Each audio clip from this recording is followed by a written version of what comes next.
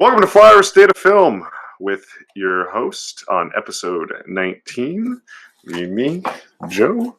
I have Brian, Yusuf, and TJ here as always. And we have a fucking great episode for you to start with. I can't wait. It's been a ton of fun. Everyone, crack your drinks. I got a nice scotch. How's everyone doing today? Doing good. Not too shabby, you know? Good. I'm so glad we had no technical difficulties before recording tonight. Smooth sailing, as always. It's because we are all tech savvy and fully equipped and prepared. We tried to give you guys a nice treat for your ears, but so instead you got to listen to the sandpaper. So, it's actually an improvement over my real voice. The clearer it gets, the worse it gets. So it's all those cigarettes you make your son smoke. That's right, and they blow them directly into my mouth. That's like Speaking of smoke, we got some news this week. Blow some up your ass with the news. Yeah. This is a load of smoke. Spielberg versus Netflix. Oh my god! I was hoping we would talk about this crusty, out of touch piece of shit. I'm sorry. One of the greatest directors of all time. Also, It just seems like Spielberg. Why is this a hill you're willing to die on when you're all about film preservation? Your boy Scorsese is getting in bed with him. I think you guys are feeding right into the headlines, right as they want you to. All right, just Steve, me and him. He said something one day. We were hanging out, and the news got it, and you guys made a big deal about it. He's a god. He made E.T. Let him live. E.T.'s like his fifth best movie, man. This is TJ right now. He's fucking our Alex Jones right here. You guys are feeding into the media, and Steven is not doing anything. We're just trying to make the frogs gay and watch Netflix and get Oscars. Yeah, I mean, how dare we take his words in the context of what he used them and his actual attempt with legal action to stop the Oscars from acknowledging Netflix. How dare we misrepresent him like this? Jeez, what a couple of assholes. I can tell you why. Because he's rebooting West Side Story and you guys are mad about it. So you want to attack. I watched 5 movies at least on Netflix that were Netflix originals that were better than Ready Player One. And that's he probably hasn't made a good movie since Lincoln. So I'm just do something. You know, he's just mad, like every old man that gets mad because life is passing him by. Well, if he had come out and just said, hey, TV movies, say some weird TV movie was nominated, I'd be on board with that. I'd be like, well, that's ridiculous. There is the standard. Yeah. But Netflix at least did follow the rules with Roma and released it in the theaters it should have been released in. And that's what he's saying. He's like, oh, these little token releases or whatever. The Oscars have been doing that shit for years. They will release a movie months in advance of its actual theatrical release, its wide release, to make sure it's eligible for the Oscars. They'll do a little screening in LA and in New York. He did it with the Post. He did it with the Post. Yeah, he did it with the Post. The Post came out the last week of December to the back room of one theater, and he was like, "Oh, eligible." And then it was a wide release in January. You know who came to the defense? Technically not to the defense, but kind of threw shade at the whole debate was Christopher Nolan, and it blew my mind that he was throwing shade at directors who were complaining. He's like, yeah, wasn't he the one who's... He said, if you don't want people to stay at home and watch Netflix, give them a good reason to go to the theater. Meaning, make a good fucking movie, and then they'll go to the theater. Like Jurassic Park, because Steven Spielberg directed Jurassic Park. So I don't think we're giving him enough credit. Well, yeah, but when was the last... What? I'm not taking away anything from Jurassic Park. He also... Yeah, he made a lot of good movies. Name one from the 2000s. Minority Report. Minority Report sucks. I revisited it. It's not that good. Catch Me If You Can. It's basic bitch sci-fi. The Terminal. I said Lincoln. I gave him Lincoln. No, Spielberg is one of the GOATs, but he's wrong here. I'm sorry, TJ. Go listen to Michael Jackson and keep telling me R. Kelly's okay while you're at it. That's a strong. Thank goodness those guys will never be... Oh, wait, what was that? Oh, shit, I just got some news. So anyway, I know TJ has some bad opinions on things, but this might be a good one. How does everyone feel about the Sandlot series? Sandlot coming back with a series with the original cast. I personally think it's a bad idea. I don't think there's anything there. What, it's going to be like them and their kids or something?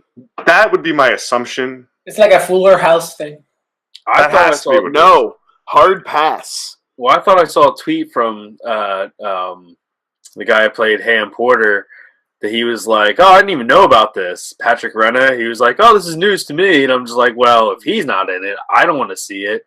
The only likable character other than Benny the Jet was the Ham, and you're just like, if he had no idea about it, the other one was in jail. The other one's a firefighter. In real life.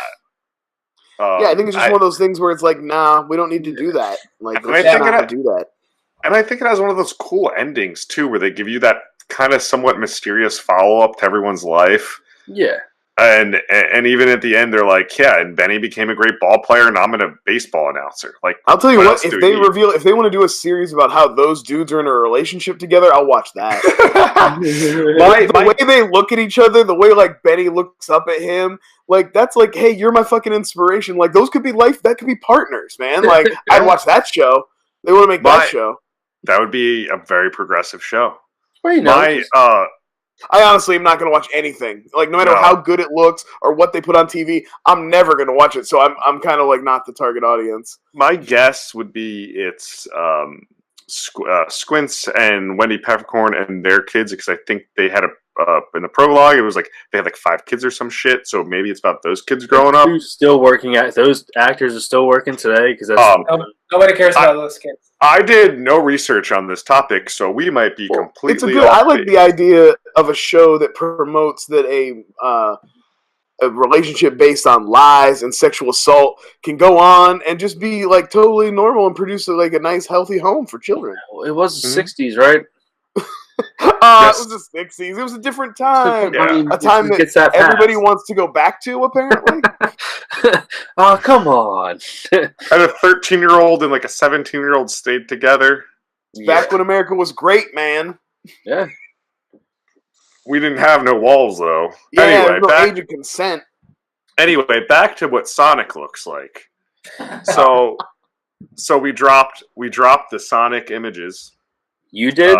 We did. I was part of it. We broke that story. Didn't you hear? Take that, Jeff Snyder. Suck on it. Pick up this call, bitch. Oh, God, that guy sucks. Want an update on who blocked me on Twitter? Jeff Snyder. Finally. I've been baiting him for months. It took him long enough. Jesus. Thank you. But Sonic, what are you guys' thoughts? I think it looks too cartoony, especially you're going to put it in the modern world. I was the defender of the posters because I didn't think the posters looked bad, but the actual character of the full reveal, it's a little lackluster. It's a photo. And I feel like you're going to do a Smurfs thing where he's going to go from a pure animated world into our world, and it's going to be like a Roger Rabbit type thing. As bored as I am with talking about blue CGI characters, I do think that he looks like the ad character for like a cable company. You know, like get your lightning fast HD. You know. Yeah. So many bits per month for $9.99. He zooms into your living room. He like runs past the general right into your living room. You know. He's an upgrade from the General, but if they get Shaq in the Sonic movie, that's just a universe. I was weirded out by that commercial with Shaq for a minute because I was like, what is going on with Shaq's arms? They're like a totally different color, but they're covered in tattoos, right? Shaq's got a bunch of tattoos on his arms. Is that right? I don't think so. Yeah, he's tatted up. Yeah. Okay, from the biceps up, but he's nothing on his forearms. Nothing on his forearms? No. Everything in his sleeves? I don't know the anatomy of Shaq that well. Well, all I know is that I was watching that General commercial and I got spooked because I was like, there's something wrong with Shaq. His arms are a totally different color than the rest of his body. So, one of two things. Shaq is not well or he has a lot of tattoos. I'm just saying. One or the other. Welcome to the Flyover State of Film, where we discuss Shaq's health and anatomy. Yeah. I would like to know, Shaq, if you're okay, like, get back at me. You're a big guy. How's your blood pressure, man? Like, just why do you think he does all those Icy Hot commercials? I know his back hurts. Shaq is Kazam. Makes more sense. Guys, Kazam is a phenomenal movie, and I want to hear no more of it. Speaking of a guy that has a lot of tattoos, that kid from Kazam, look it up. He all tatted up. He played Diablo in the Suicide Squad, right? Yeah, he's a cholo. He looks. Now. He kind of like he has like teardrops and shit. He was Weedle in Veronica Mars. Weevil. Watch that show. Anyway, so we're on to our first time. Is everyone good with the news? Anyone have anything? Move on. Rest in peace, Luke Perry. Real quick. Yes. Rest in peace, Luke Perry. Rest in peace, King Kong Bundy. Rest in peace, the guy from Prodigy. It wouldn't be my episode without some deaths. Yeah. I'm sorry, Luke Perry, for diluting your RIP. You. No. Everybody, Okay, all right, just making sure. I actually, no lie, King Kong Bundy is the first wrestling heel I ever. As a kid, like you just gravitate towards heroes, and then it's like who the hero beats up doesn't matter as long as they win. King Kong Bundy was the first wrestling heel that like made an impression on me. I was like, damn, that dude looks like a fucking scary egg. That's terrifying. I gravitated towards Kane. So Kane was on when I was a teenager, Joe. So fuck you, and let's go on to our first topic. Which would be your topic. What shouldn't be a franchise? Now, this was a popular Twitter conversation. I tweeted out on film Twitter. It got nearly 100 responses and 100 likes. It was so popular. The question was, what film should have just been a single film and never become a franchise? And mine that I name dropped in the tweet were The Matrix and The Expendables. I know there's like a lot of debate around the Expendables franchise because people just think it sucks overall. I actually think that first movie's really great. Yeah. It's weird because it's really tonally inconsistent because he tried to kind of like make this crazy action movie but also have a serious movie too. It was really weird. Didn't they clean it up too and take the rating down to PG-13 at some point? No, that's the third. I think that's in the third. That's not till the third one. The first one's a hard R, for sure. Lots of blood splatter and everything. Yeah. It's the point that why even do that at PG-13. But two has a lot of defenders. 2 is the one that like is probably what the franchise all along. But I actually think it's a little too self-referential. I think the first one is better. I actually don't hate the whole franchise. The third one's very not good. It's got some moments though. It's like, whatever. It's like a TNT movie. You're flipping around, you're laying on the couch. You might let that one play.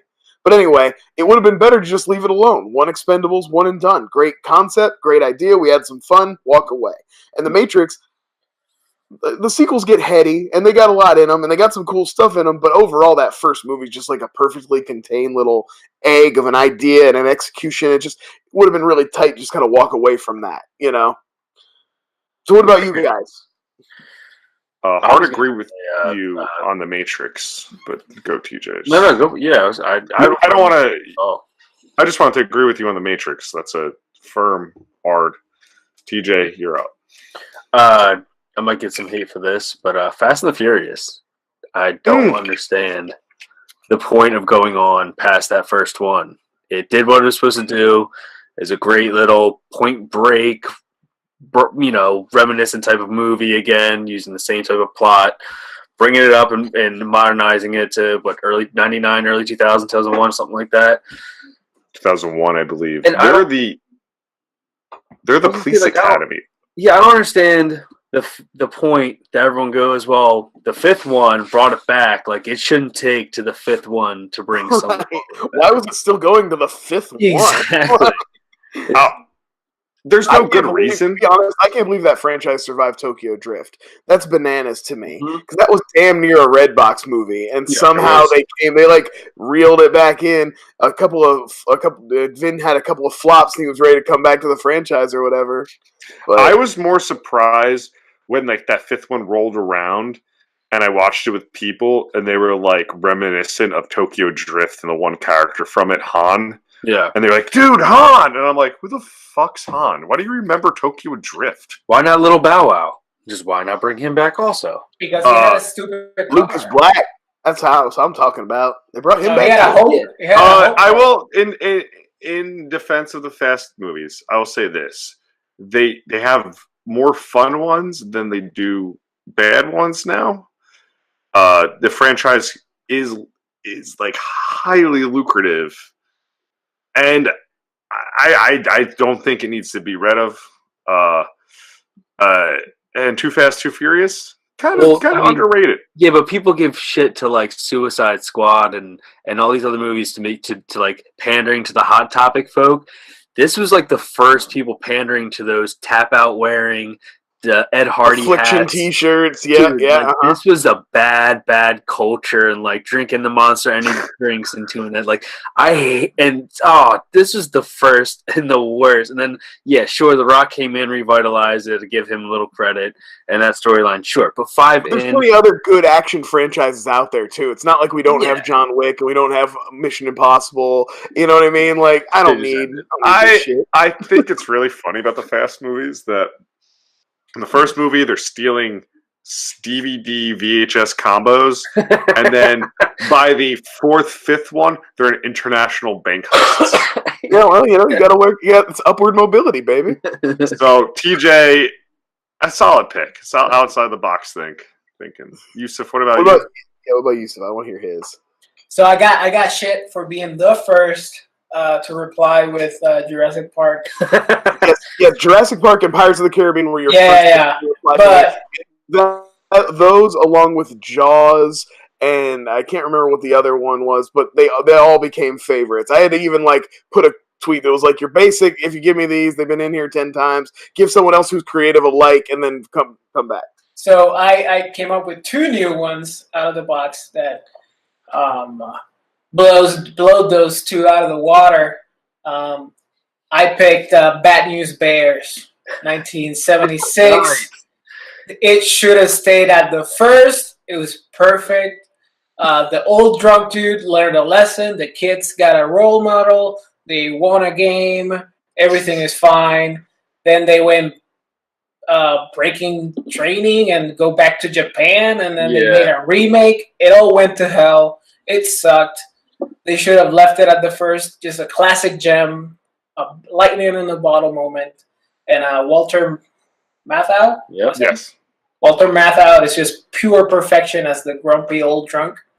The grumpy old man. Yeah, that's why I had drunk, because he is the grumpy old man. It's the Mighty Ducks before the Mighty Ducks, man. It's the big green before the big green. It's every sports movie with a shitty coach that comes around and finds shit, man. Bad News Bears was the best. So that's my pick for the first one. The second one is a shout out. It's a foreshadowing for Thursday's whyIlovemovies.com review. I recommend you get this if you want to read reviews. whyIlovemovies.com. It's a Legally Blonde. Oh. Legally Blonde, the first one. It's a dumb, fun cult classic that flips the trope of the dumb blonde on his head, and it has a lot of satire bite to it. And then, but isn't that just 2 movies? Or calling 2 movies in the franchise? No, it has. Sorry, sir. I made my research. It has Legally Blonde 2 and a direct DVD spin-off, Legally Blondes. So that's 3. Okay, back the fuck up, man. Back the fuck up. Hey, fair enough. How about you, Joe? What do you got for us, Joe? You know where my heart lies. Airbud. I know what I've got the tweet up so I can hit off a couple of honorable mentions here, so I know what your response was. I didn't pick a new one. It's still Dumb and Dumber. And it is a franchise. They made 3 of them and a cartoon, and it should never went past that first one. True. Yeah, you are right. It is. Absolutely. It is. I don't even like Dumb and Dumber, but like I still recognize like what people like about it, and you're absolutely right about like, you just don't like it and cannot strike twice on that. Exactly. And I beat the dead horse on this, just being mad every time about it. Dumb and Dumber, when the prequel one, whatever. Like, it's stupid. There's like, you're nearly forgettable. It's forgettable enough where, sure. Dumb and Dumber 2 is what really just took that nail and just fucking closed that coffin to it just being awful and it killing, or I still love the first one to death, but it killing everything about it. Because what those filmmakers did, the Farrelly brothers, who just won an Oscar, what they did was he fixed racism, Joe. He did fix racism. Racism. What they did was they said, Okay, remember what you liked in 1992? Well, time froze, and the characters are going to act exactly the same and wear the same clothes, but be 25 years older. Fuck you. That's my pick for the franchise that should have never went further. And yeah, they would fuck. If that movie made a little more money, we would have had a fuck another one. Yeah, they'd have made another one for sure. Jim Carrey's not doing anything. With Jim Carrey. You mean our greatest artist, Jim Carrey? I don't know what you're talking about. He's painting. He's painting the truth. Okay. If you want to see better, how many buckets of acrylic paint does it get like shipped to his house on a daily basis? He's churning them out, man. He's churning them out for sure. Every day. I think he uses like paint markers. The style is like there's no way he's doing that with a brush. No, I saw his studio. There's a studio. There's like a 7-minute video of him painting. If you want a better Jim Carrey style paintings, has been doing it for a much longer time, is my buddy Matt Loxley. He makes very similar style, but just 20 times, 1,000 times better. Does he have a Twitter? Shout him out. He does have a Twitter. It's Matt Loxley, I believe. You can find him at whylovemovies.com. I'll share it, but they're awesome paintings. Real quick before we get off this topic, guys, we're about done with this, right? I just want to shout out a couple of people from the Twitter, some of our friends. They may or may not listen to this show. I don't even know, but Ben McElroy, he said the first Teenage Mutant Ninja Turtles from 1990. I think that's a solid pick. You could have just walked away from that one. Home Alone. Colin Murr gave us Home Alone. Eric Monroe nailed this one, The Crow. Talk about a movie that should have just been like a one-and-done, perfect, singular masterpiece. There were some other ones. One of the that I liked, even though I thought was a good answer, even though I really love the franchise, is Friday the 13th. That's a classic slasher franchise, and I have a lot of fun with it. But, the original's a really cool, interesting idea, and they just abandon that immediately in the sequel. They don't do anything with it. They don't try to explore that or take that a step further or anything. So I thought that was I think Kim Hanley gave us that one. So that was a good pick too. I was gonna say honorable mention. Don't want to give this guy a Taken.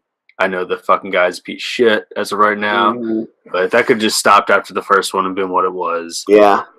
Who? Like that. Who's a piece of shit? Well, not to mention, not only did we not need Taken sequels because the Taken sequels are terrible, but also we got a million knockoffs of Taken where every old man did an I'm a Tough Guy Still movie. We're still getting them.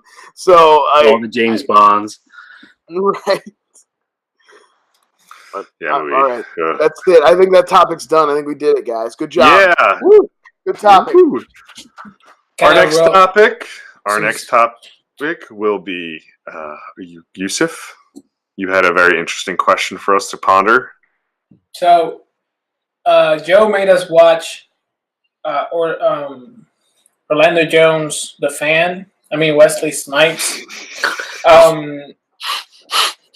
And in that movie, Robert De Niro Don't ruin it!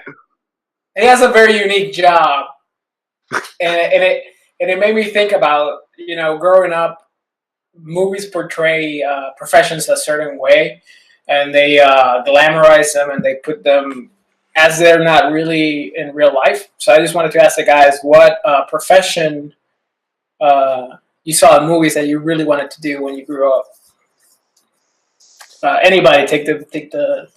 For me, it's kind of what I ended up going into doing, but it's nothing like they're represented in the movies. Is in advertising. Yeah, when you see people in advertising, it's slick. They're awesome, especially 90s advertising, and I've represented the 80s.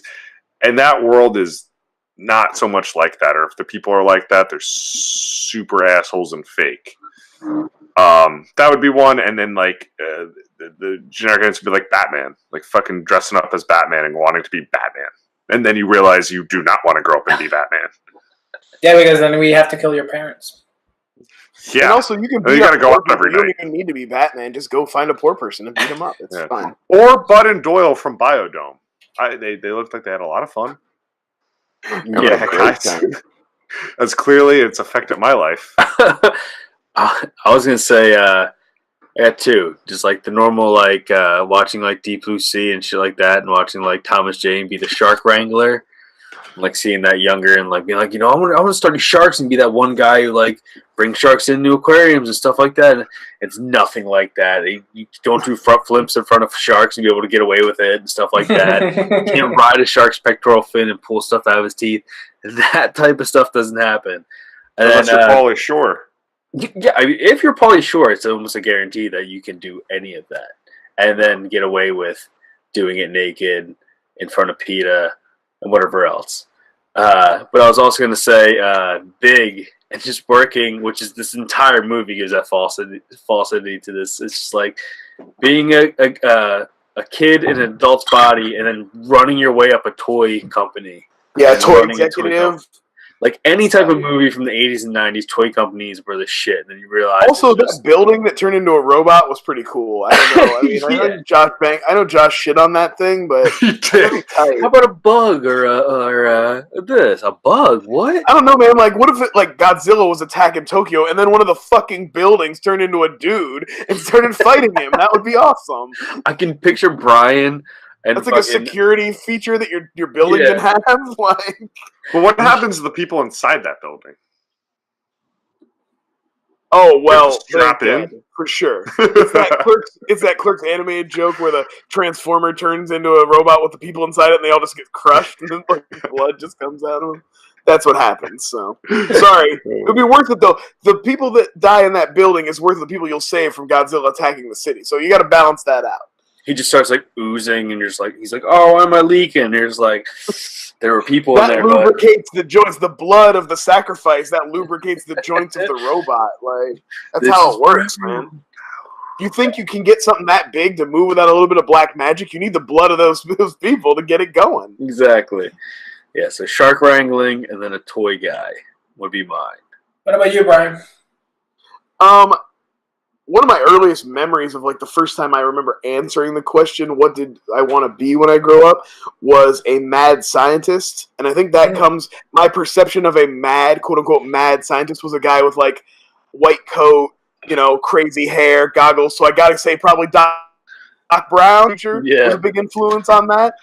And then a little later, as I got a little bit older, it was like law enforcement. Now, I would probably give more credit to the X-Files than I would to any movie. Like, that was probably like the thing that affected me more. But they made a movie of the X-Files, so it counts, right? Yeah, that's. But I love the way they like didn't enforce the law and just ran around and did whatever they wanted all the time and investigated shit. So I didn't have a good understanding of what law enforcement was because that show isn't about that. But it would probably be those two. So like mad scientist, Doc Brown style, and then a Fed with no regulations.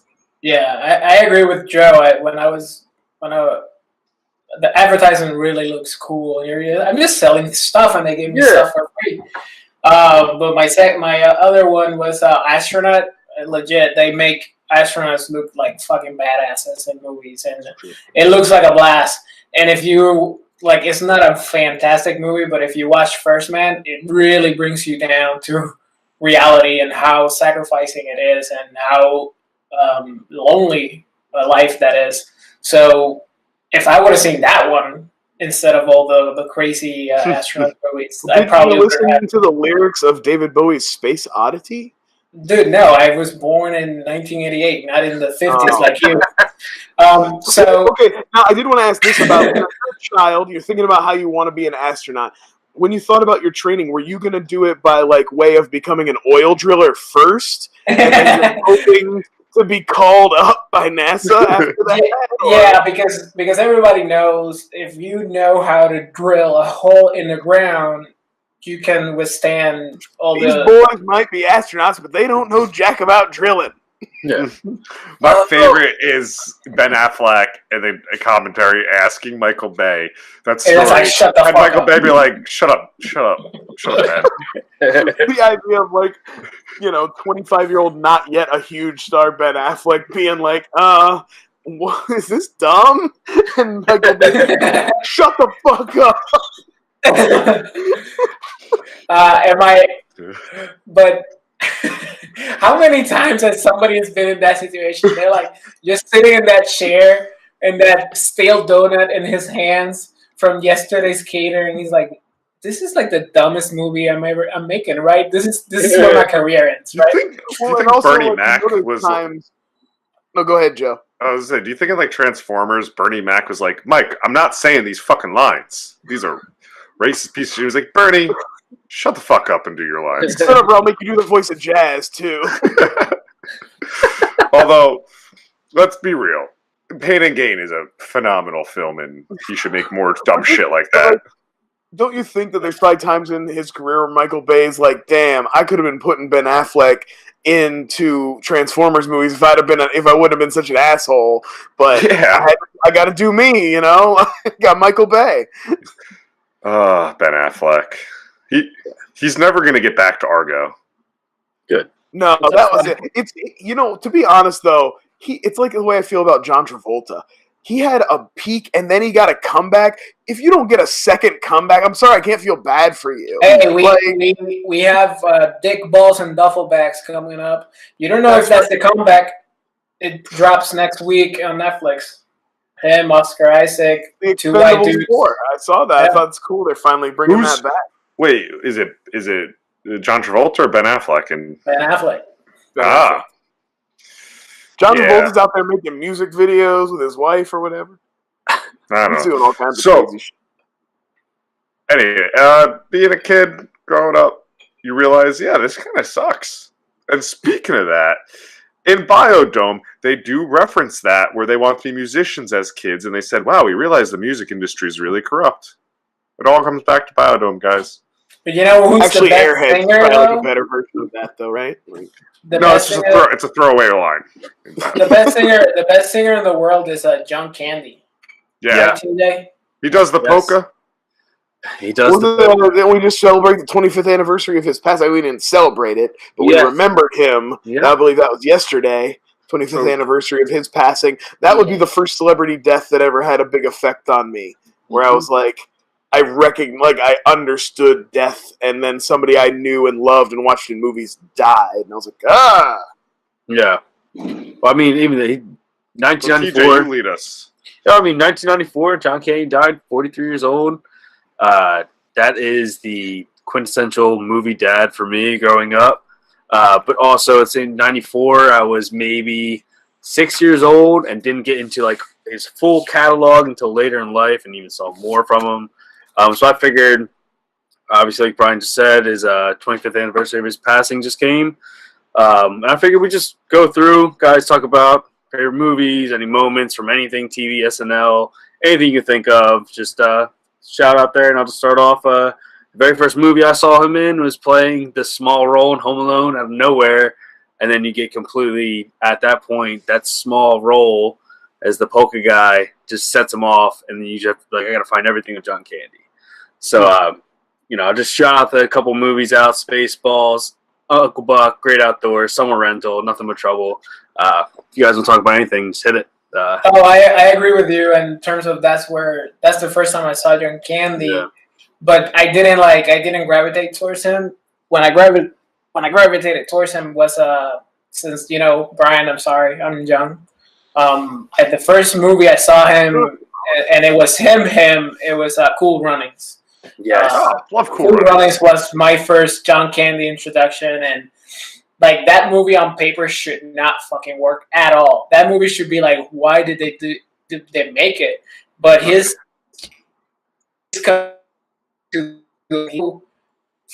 human in that movie that you connect with his goal and by proxy you connect to all the team.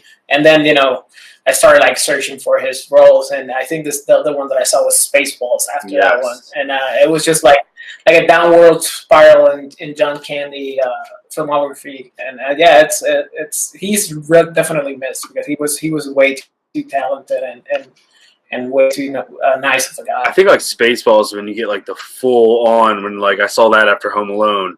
And that's when you get full on John Candy as Barf, and you're just like, and like you're a kid, you might have saw like New Hope and stuff like that, but then you're like, you realize Barf is Chewbacca and stuff like that, and you're just like, man, this is just great. Well, it's for me, it's Planes, Trains, Automobiles, That's the John Candy that I guess, and Uncle Buck, and they're all within these same few years that everyone's mentioned. And there's he just had this presence on screen that was warm, even in his when he was more of a jerk roles, but he was the nice jerk always. He was just a warm presence, and that's always missed. That's the same guys with Robin Williams, who was lost. That warm presence.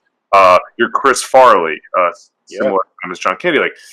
That's what I take away from. He's hysterical too. I mean, Planes, Trains, and Automobiles is one of those movies you watch, and then all of a sudden you're like, why do I have tears in my eyes? Yeah, because there's an emotional heart, and I think Uncle Buck's still really fun. Of course, I'm talking about the Mike Epps version. Don't talk about that. Hashtag bucking around. We're getting it going. Even Cool Runnings is a fucking blast. I mean, everything. We can keep going. I'm looking at his IMDb right now. I forgot he did a voice in The Rescuers Down Under. Yeah, he did voices also in Heavy Metal in 1981's animation. You guys get Candy? Anybody watch a little Camp Candy? Yeah. He had his own animated show where he ran a summer camp. Saturday mornings, it's weird to hear you guys talk about how Home Alone, was the first time seeing, because to me, I was a little bit older, so I'd been growing up, and John Candy was just in everything around that time, so many movies. So it almost played like a cameo to me. It's oh my God, it's John Candy. That's crazy. He just popped up. I remember Uncle Buck was the first movie I ever had my own money. Somebody had given me a bunch of silver $50. Back in my day, he's old. Just throw them out of balloons and they would rain down upon us. So I collected them up and I took my mom and dad to the Nickelodeon and we watched a picture show. But no, we really did go to the cheap seats and I paid in $50 and shit. It was the first time I ever took my parents. I paid for something to go see Uncle Buck. And it got nickel. Exactly. I had 15 cents and we all got to go and we were there all day and I bought popcorn and soda. And we got silverware. They gave us plates too. No, but the movies these are religious. These, as much as Jaws is summer watching for me, the two-piece combo of Summer Rental and Great Outdoors is it's a beautiful arc of a man dealing with his family. If you watch Summer Rental, he's not as good of a dad in that one. You know what I mean? He's a little selfish. Yep. He's a little, and then he becomes Chet Ripley in Great Outdoors, who is the world's greatest dad. He's perfect. He's the dad that Clark Griswold wants to be. Chet Ripley actually already is that. That's just and they're both tight, classic 80s, 90-minute comedies. So you can literally sit down on a sunny afternoon in the summer and just enjoy them, have a couple of beers and be done. You don't have to waste all day. It's not going to take up much of your time. He's got some. Sorry. I was going to say he's got the best watchable filmography just to put on. God, so many. And we didn't mention stuff my wife loves what was the name? Only the Lonely is a really good romantic comedy with him in it. Yeah, I could see him being also he did a real brief dramatic turn in JFK, Oliver Stone's JFK, which I would have loved had he gotten to live. Maybe see him take a dive Jim Carrey style into some dramatic work and everything. So it was really great to see him really stretch his wings, I mean, he could have been not to just compare big guys to big guys, but he could have been a John Goodman in that regard. Absolutely. Comedic to the dramatic. And, I mean, I would love to go back and watch, because I'm sure there's some great sketches all together, because so much talent, and some of the SCTV stuff where all those guys came up. And, I know John Candy, from what I've read, John Candy's death really affected, he's who got Steve Martin. His death is what got Steve Martin back into addiction and depression. Wow. Same with, I'm pretty, you could quote me on that. I'm pretty sure that's what really caused Steve Martin to get into that, backslide again. Yeah. Yeah. And same with, him and Rick Moranis, too. Yeah. They were the the O'Doyle brothers, Canadian Bacon. Yeah. I would love to go back and watch. That's Rick Moranis and Dave Thomas you're talking about. Oh, I'm sorry. Brew. Yeah. But they were all on SCTV together, and Catherine O'Hara, Martin Short, Eugene Levy. So good. Yeah, with that, I just wanted to talk about his career. Well, cheers to 25 years. Yep, John Candy. Cheers to John Candy. Good old Canadian feller. And R.I.P. my man. I have one more thing that popped in my head though about trains, planes, and automobiles, and there's so many movies every few years that try to essentially remake that movie, that exact structure, and it can never be done because of the heart that those two characters had together. And I'll tell you, the movie that comes closest is probably Tommy Boy. Yeah. And even that's then, probably the closest road comedy to being a Planes, Trains, and Automobiles. It's like even then still. Not quite. It never quite hits that same heartfelt tone. It never gets there, but it's a pretty damn good road comedy. Because there was a recent one. You had the Robert Downey Jr. one and Jamie Foxx, Due Date, which was, and then there was the Melissa McCarthy one. I think it was Identity Thief. That was a Planes, Trains, and Automobiles ripoff too. Oh yeah, I remember that. Anyway, not to end it on that note. Sorry about the cheers; it just popped in my head. But speaking about great notes, I have 3 pages of them. Jesus! I made the boys watch 1996's The Fan. Now, this movie is fucking hysterical. I'm wearing it in celebration of baseball season coming around. See, TJ has his Phillies jersey on. I'm very jealous of your recent signing of Bryce Harper. I got my Mets jersey on and my hat. It's full in swing, only a couple weeks away, early April. And so, guys, this movie, I had seen it once before. And I remember it being kind of like really dumb, but whatever. And that's why I picked it. And man, I'm so glad we watched it. Because this movie is fucking nuts. This is what I like to. This is what I call perfect. Did anybody else get a real falling down vibe from this movie too? Like that kind of tortured white man on the brink kind of feel to it. You know what I mean? Yeah. But what I like about this movie is so funny is it has one of the weird quickest turns. Like it should be this slow descent, and like no, he just goes from 0 to crazy, and they try to backpedal with these reveals that, oh, he's been crazy his whole life, which don't add up. And my notes are thorough. I'll tell you one thing I took note of very early on was how this movie used 9 Inch Nails, Closer to God. They predate the use of In 7, which is a much more famous use of that song. And I was like, what am I picking up on here? What is the vibe here? And I was this is 9 Inch Nails. They also take use of, instead of what's in the box, check your freezer. Yeah. What's in the freezer? Check it. What's in the freezer? Well, Tony Scott is a good director. He's had some good movies. He's got some good movies. He's got some good Top Gun. You know, I know am I going to TJ this and try to tell you guys this is a good movie or I grew up with it, but I think this movie was batshit crazy, and I'm glad we revisited it. But some high points. First of all, who's a knife salesman? This is the world's worst dad. Oh man, don't give me we can take a minute and talk about the parenting whenever you're ready. Holy crap! Well, wherever you want to go, I got notes from baseball to worst dad to why doesn't he own the knifing business if his father was the one who started it up? It was a different branch.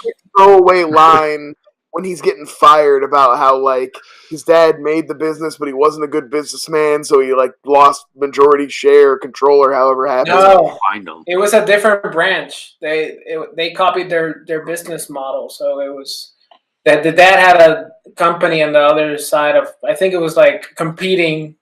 All right. And he wasn't a good enough businessman, so he closed it down. But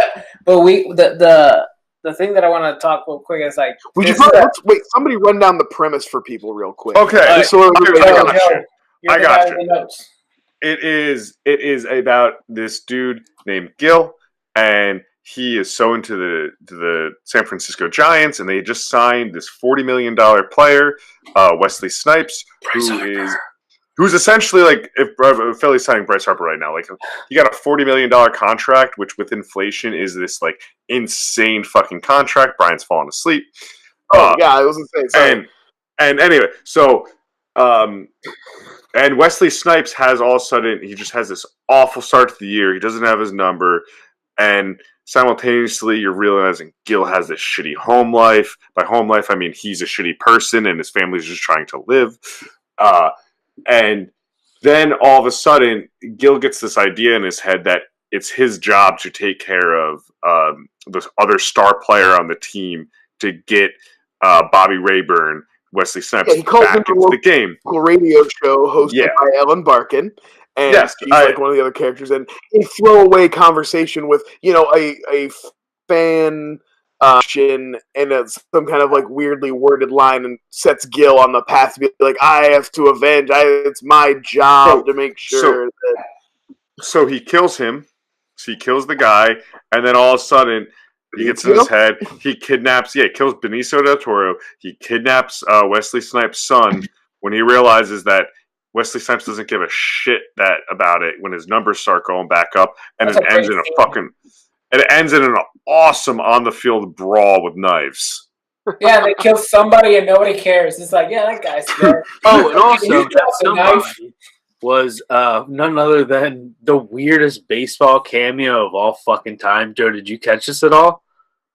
You have to. It's a Philly, right? The gentleman who they show bat 7 times. His last name's Lane. He's a fat dude with a mullet, and he's the one who gets stabbed by Robert De Niro as the umpire at the very end. Was none other than Philly's own John fucking Crook, the one testicle phenom. Okay, I would not have caught that. Why do you know that dude only has one testicle, man? Because that was like Robert De Niro cut it off. No, TJ. He had testicular cancer. He threw it from across the room and stuck it to a door. TJ, what's really funny about that is I think he was I read some trivia on this. I think he was a consultant in the movie, also. Keith Hernandez is in the movie too, right? He's pitching at the beginning. No, Keith Hernandez was the first base player. Oh, okay. I have Keith Hernandez on. That guy looked like Keith Hernandez with a mustache and everything. Well, I'm glad you know Keith Hernandez. I get a high five on the King Cowboys. Everyone knows from Seinfeld. Well, anyway, I have a Hernandez jersey. So anyway, TJ, he went up to Tony Scott and he said, "Hey man, Wesley Snipes has the worst swing I've ever seen in my life." Yeah, you get that a lot. He gave Major League when this exactly. He gave, and then he also gave some notes too of like, hey, like there wouldn't be like books in like the dugout, like you're just a weird like set dressing stuff.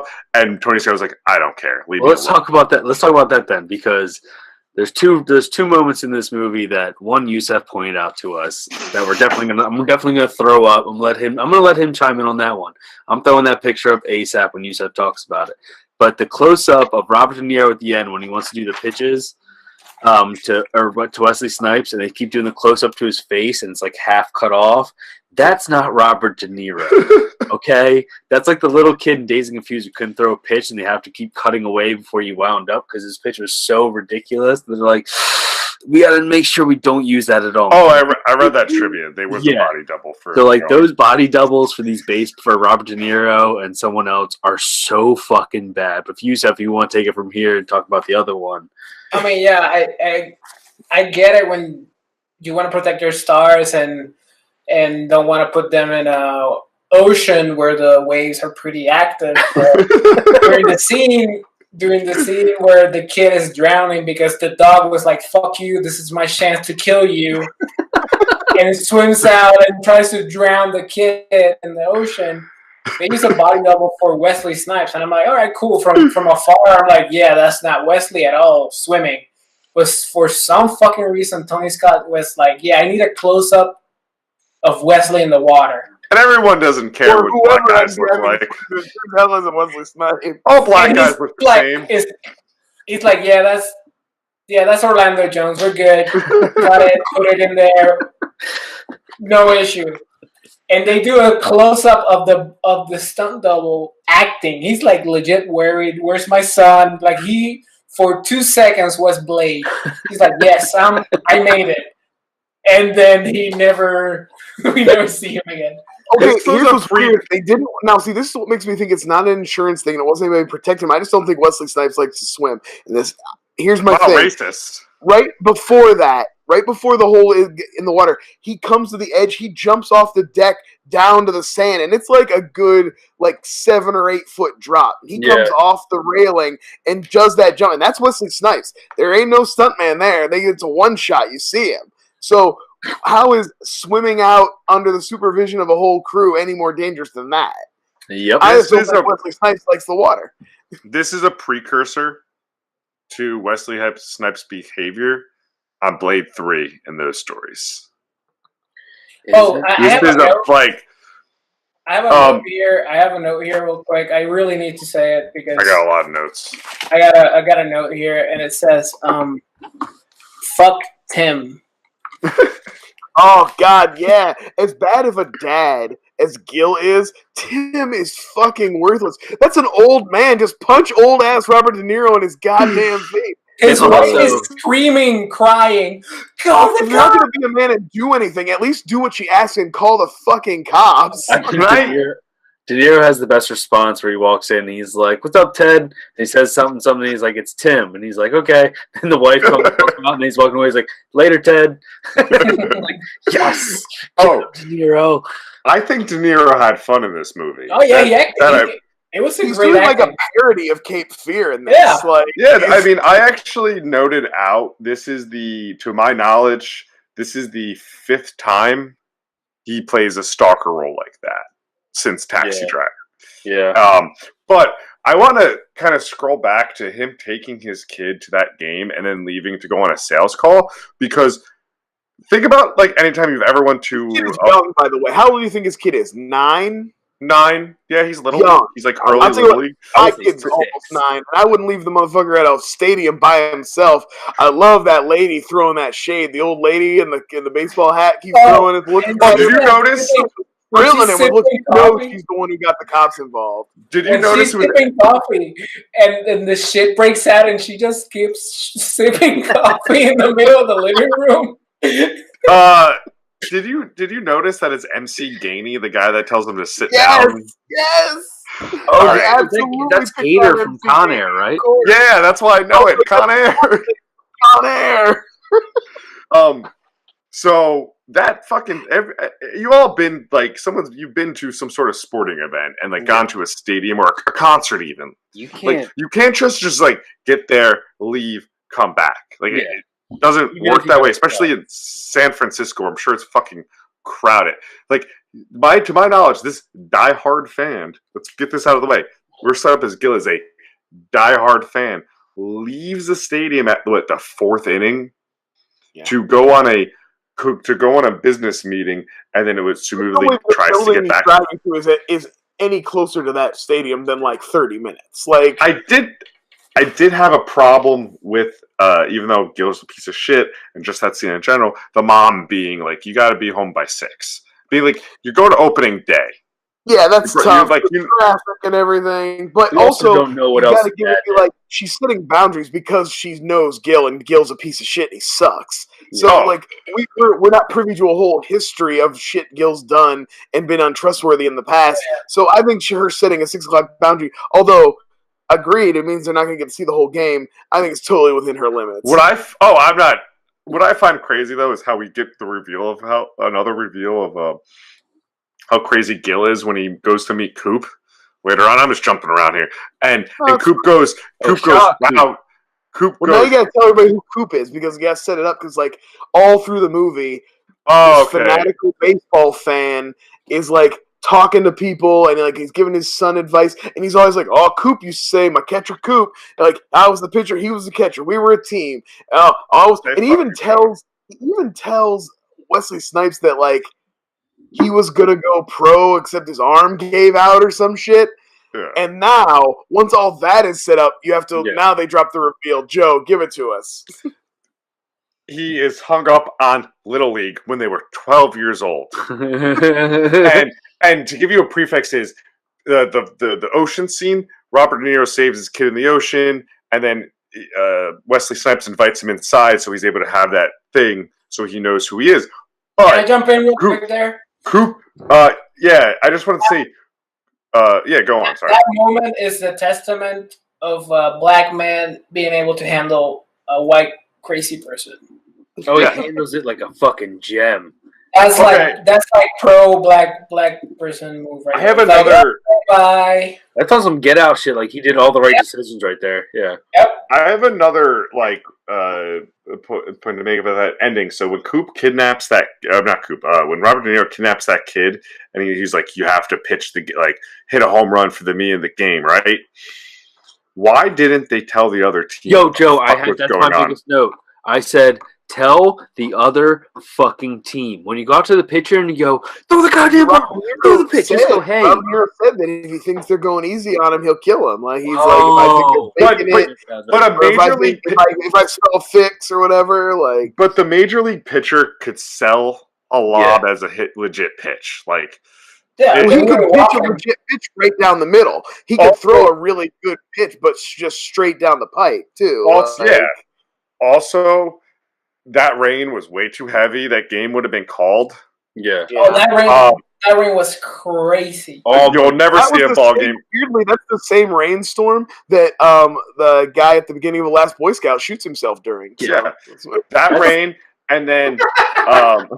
That's a movie trope that I would love to get rid of. Is rain. That's just like, are you fucking kidding me right now? Yeah, that happens once a year. Too much. Although I will say that ending, like, it was. I have an argument about that ending.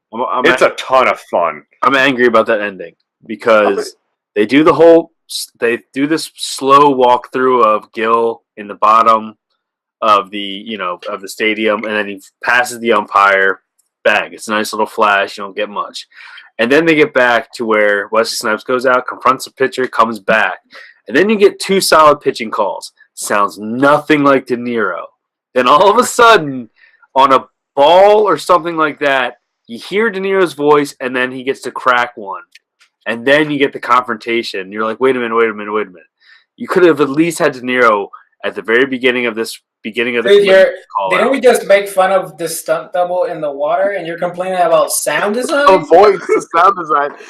Give him some slack. De Niro's voice, Attaboy Bobby, and like his, you cannot get. Well, De Niro would be thrown out. Not De Niro. Wesley Snipes would have been thrown out of that game by any other pitcher if he ran up to the fucking pitcher and started complaining to throw the ball to him. I want to ask a question. I want to circle back to the beginning where Joe was saying like he was having a streak and people were turning on him, on Bobby. He was having a bad streak. What does it say about fandom that the crazy guy that's willing to kill was the only one stood behind a player when he was in a slump? I think that's the perfect metaphor for the entire movie. It's like, that's what it is. Yeah, like it is an extreme look at fandom, but I mean, that is how some fans fucking act. Oh, but, I mean, like, if you want to talk about the ownership of over IP, the way fans feel ownership and feel entitlement, this movie, I mean, we're not that far off from this in certain, like, if this movie was about Rian Johnson and, it was a fucking Star Wars nerd kidnapping him and trying to kidnap his kid and shit because he didn't like The Last Jedi, that's believable. Like, yeah. I wouldn't. Well, guys, I can't believe that Major League Baseball allowed their licenses to be used in this movie. Yeah, but any type of, it's no different than fucking like. No, you could have had like. That should be calling San Francisco, like how normally do. Like the NFL did license for any given Sunday because all the shit, because they thought it didn't look good.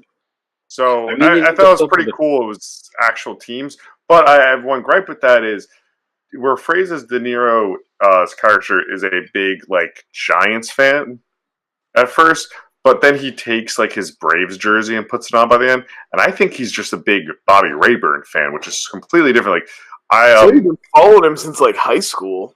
I went to then I must have slipped that mind. So then he's this giant Bobby Rayburn fan because I went to a minor league baseball game where Tim Tebow was playing for the Mets, right? And there were people at that game that were just Tebow fans. Yeah. They needed to get his autograph on every jersey from college. Yeah, it's like TJ with Bryce Harper now. Oh yeah, TJ, a big baseball fan. Yeah, I'm a huge baseball fan. I don't know what it is. It's like this weird thing that happened to me. Anyway, guys. Could you imagine, like, it all culminates with the very end, and this is the best fan moment of ever, where he fucking gets shot, lays down, and then even Wesley Snipes is like, "Just tell me where my son is," and he's just like, "I just wanted to thank you," and then dies. Like, that's just like you're saying, like, if a Star Wars fan would have done that to Ryan Johnson, he's like, "Where's my kid?" He's like, "I just wanted the remake," and just passes out. And he's like, "Oh, well, there's my kid. He's gone." I think this movie is a piece of shit, but it was a ton of fun. I wouldn't give it a piece of shit. Definitely middle of the road.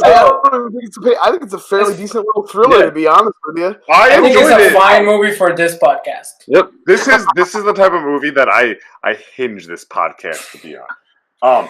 Also, real quick. This movie has like a crazy cast, and I was like, "Oh, look, that guy, like that guy." I got it for you. And I got stuck. I was like, "Fuck yeah!" It's Bulldog from Frasier. I was fucking giving it to Robert De Niro. I didn't care about Jack Black or John Leguizamo, Benicio del Toro. I didn't care. I was like, "That's Bulldog right there." I want to dig deep for a minute before we close out into. I think this is the beginning of the end of Robert De Niro. A few years prior, before you consider him to be taking the just like fun movies that he should be taking. How many years is between this and Meet the Parents? Because I have it mapped out. That's about like 4 years. That's his real shift. He's pretty much done making hard dramas at that point. Anything he did make that was like a crime movie or a hard drama after that was pretty laughable. I enjoy Hide and Seek. Oh no! My God, that is an appallingly bad movie. That's like one of the worst movies I've ever seen. Yeah, that movie's not good. But well, Brian, TJ taste. In 1994, he made Frankenstein. There's a bumper for that. I love Mary Shelley's Frankenstein. That's the shit. Then 95, he had a good year. It's Casino and Heat. That's in 96, that's when we start getting this film, The Fan, and then it's like stuff like Ronin, and then in like 1999, I think it's 2000. Good. It's a good movie. Like, they're good thrillers. Like, I don't think De Niro has he never gets the hype of some movie. Casino again. Like, that's about it. Yeah. So and I love Meet the Parents. Like, it's unapologetic. I think those movies are a ton of fun, except Foggers. I don't think I ever saw the third one. My mom likes them, so we took her when that one was released. Anyway, so I just want to say that note. I think this is one of De Niro where we start taking this kind of like was more having fun with these roles. Analyze that, and this came soon after. Love those movies too. But anyway, guys, I definitely recommend if you're looking for a fun, just like thriller to watch. This is 100% a great 90s thriller to watch. That's fun, and I still will stand by that. It is fun shitty. Yeah. Anyway, I think next perfect. Absolutely. Let's go into the ratings phase. Yeah, ratings. How many strikeouts would you give this movie? I will give it 6 tiny knives out of 10. Yusuf, did you have any more knife thoughts? That's what I wanted to know. Why did Bulldog have a car door that he could just start stabbing in that opening scene? That's fantastic. They're looking at the knives, they're talking about the knives, and then all of a sudden he's just got a car door laying on the table so he can like stab into it a bunch of times. I was like, is that just laying around the office for knife testing or what? Also, I just want to note that I did have a note that wouldn't he be selling other things than just knives? Like, that can't be that lucrative. Like, once you hit like your market, he does that store to sell the dude camping equipment or outdoors equipment, but all he's got is knives. Did you see the tiny motherfucker though? A fucking kayak? What the fuck was that even about? And the guy the dude also had one, but I wanted to ask either one of them, what do you do with that? What is the possible use of that tiny knife? You pull the motherfucker. Or what? Like, the 90s, you could get knives into fucking ballparks. You can pick up hot dogs, tiny hot dogs. Tiny. Well, also, De Niro is giving small children knives. He's never like giving knives to little kids and shit. Why tiny hot dogs? Anyway, Yusuf, you gave your rating. Yeah. 6 tiny knives. 6 tiny knives. TJ, how many tiny knives? I want to give it 6 tiny hot dogs. Goes along with my tiny knives. Yep. Brian.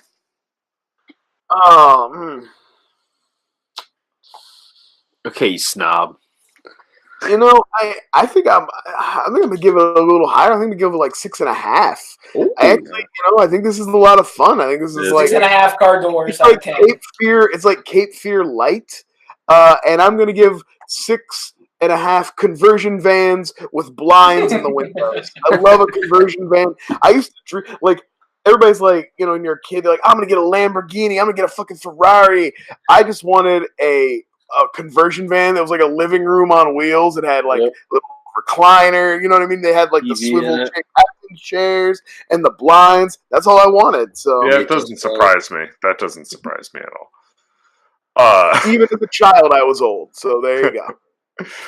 I will be the highest ranking on this one.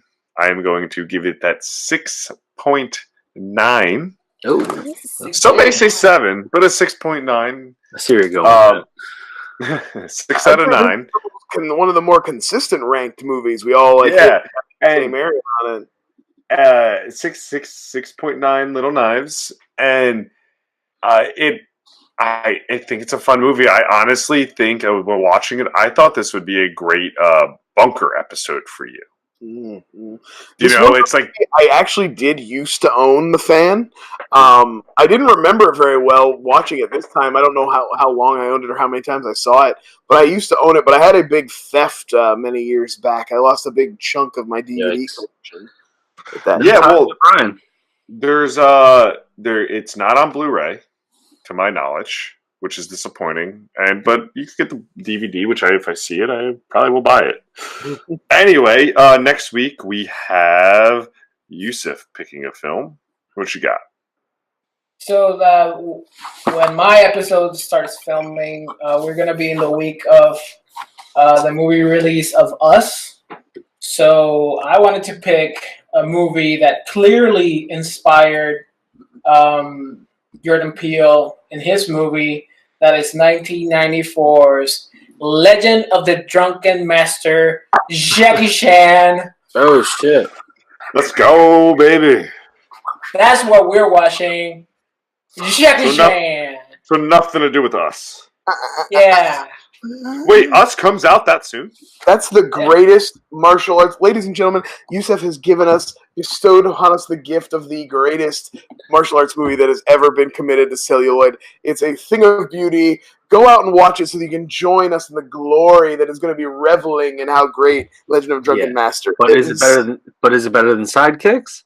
Yes. Guys, and any movie, I could have just waited. I wasn't even going to wait for you to say a movie. I was just going to say yes. Whatever you were about to say. It's a first time watch for me. All right. This is the first time watch. Get your boner pants on, my man. It's the first time watch for me also. So put on stocks so they can boner pants all around, everybody. Get them on. Yeah, that man has his boner. Name that movie. That man has his boner pants on. All right, let's say goodbye. Say bye. All right. I'll buy them boner pants. All right, guys, give them your plugs. Why I Love Movies, at Why I Love Movies, Yusuf. Bye. At Movie Squad, you're on Movie Squad now. At TJ Dex. Bye. I didn't get to plug the bunker one time this episode. I plugged it for you like 5 times. Well, yeah, you said potential episodes. Hey, you know what, though? But last week we put up an episode. Me and TJ talked about David Fincher's Zodiac. It was great. So search DVD Bunker wherever you look for podcasts. And check me out on Twitter at Hercules. And thank you and good night. Bye. You can find me here at Flyover State of Film and the DVD Bunker, where every week I am talking about a DVD from my DVD collection. Also, that is a really good episode, the Zodiac one. I would recommend it. Give it a listen. We're experts in true crime. Did you guys know that? Yeah. And TJ did extensive research. Anyway, have a great day, everyone, and I hope you enjoyed. Bye.